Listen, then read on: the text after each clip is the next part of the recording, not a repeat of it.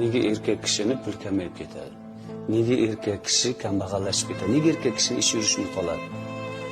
Har xohlagan joyingizdan o'rganib chiqing. Xohlagan diningizni o'qib chiqing. Xohlang islom dinini, xohlang xristian dinini, buddist dinini, xohlagan narsangizni o'rganing.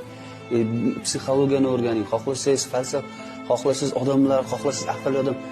Kimdan qanday o'rganmang, bitta ko'rsatkich bor. Erkak kishini pulini kamayib ketishini, erkak kishining barakasini yo'qolib ketishini bitta tarafi, bitta eng kuchli tarafi bu erkak kishini ayolini yig'lashi bo'ladi. Agar erkak kishi ayolini yig'latsa, agar erkak kishini ayoli yig'laganda, erkak kishini ayoli boyagi erkakni ichidan yomon ko'radi. Uni erkagi buni xafa qilgani uchun o'zini erkagi bu qattiq qarg'ab qo'yadi.